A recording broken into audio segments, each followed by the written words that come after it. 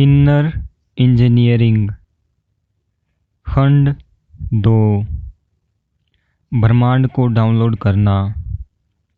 भारत में कुछ साल पहले तक हर बार आंधी के बाद आपको छत पर जाकर अपने टीवी के एंटीना को घुमाकर सही दिशा में करना पड़ता था। उसकी दिशा सही होने पर ही आपके घर में सारी दुनिया के कार्यक्रम दिखाई पड़ते थे। अन्यथा जब आप अपनी पसंद का सीरियल या क्रिकेट मैच देख रहे होते थे तो अचानक आपकी टीवी स्क्रीन पर बर्फ़ का तूफान दिखने लगता था। यह शरीर भी उस एंटीना जैसा है।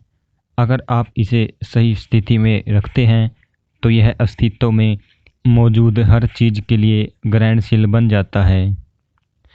यदि आपने इसे किसी और तरह से रखा तो आप 5 इंद्रियों से परे हर चीज़ से पूरी तरह से अनजान रहेंगे। यहाँ एक और उपमा दी जा सकती है। आपका शरीर एक बैरोमीटर जैसा है। यदि आपने इसे पढ़ना जान लिया तो यह आपके और आपके आसपास की दुनिया के बारे में सब कुछ आपको बता सकता है। शरीर कभी झूठ नहीं बोलता।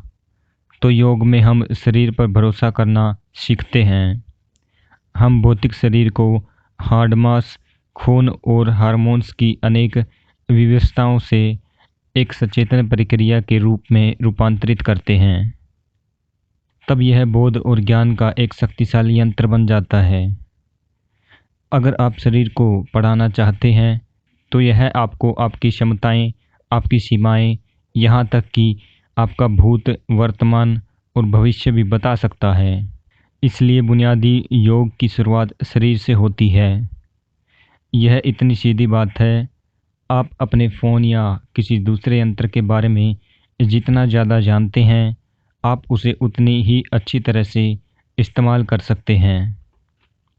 कुछ साल पहले सेल फोन कंपनियों ने एक सर्वे किया था। उन्हें पता चला कि 97% लोग फ़ोन की क्षमताओं का केवल 7% इस्तेमाल कर रहे हैं। मैं स्मार्टफोन की बात नहीं कर रहा, बल्कि एकदम साधारण फ़ोन की क्षमता का भी लोग केवल 7% इस्तेमाल करते हैं। जैसा कि हमने पहले कहा, आपका यह शरीर सर्वश्रेष्ठ मशीन, एक परिपूर्ण अत्याधुनिक यंत्र है। आपको क्या लगता है कि आप इस यंत्र का इस्तेमाल कितने फीसदी कर रहे हैं?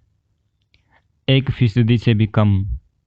इस भौतिक दुनिया में अपना जीवन चलाने के लिए, स्वयं को जीवित रखने के लिए आपको इस शरीर के 1% इस्तेमाल की भी ज़रूरत नहीं होती। हम इससे हर तरह की मामूली चीज़ें कर रहे हैं, क्योंकि जीवन का हमारा पूरा बोध अभी केवल अस्तित्व के भौतिक रूप तक ही सीमित है। लेकिन आपका शरीर पूरे ब्रह्मांड को जानने की क्षमता रखता है।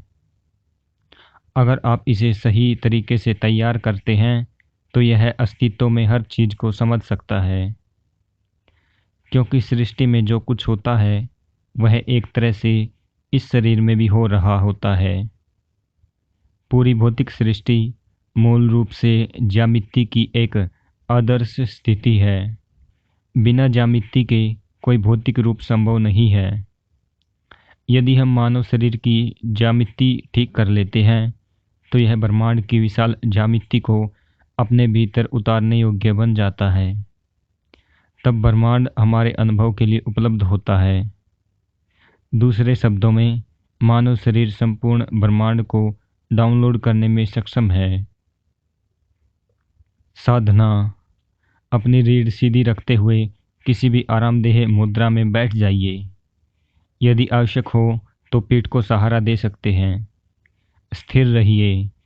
अपने ध्यान को भी धीरे धीरे स्थिर होने दीजिए। आप गौर करेंगे कि आपकी सांस धीमी हो जाएगी। मनुष्य की सांस धीरे चलने का क्या महत्व है?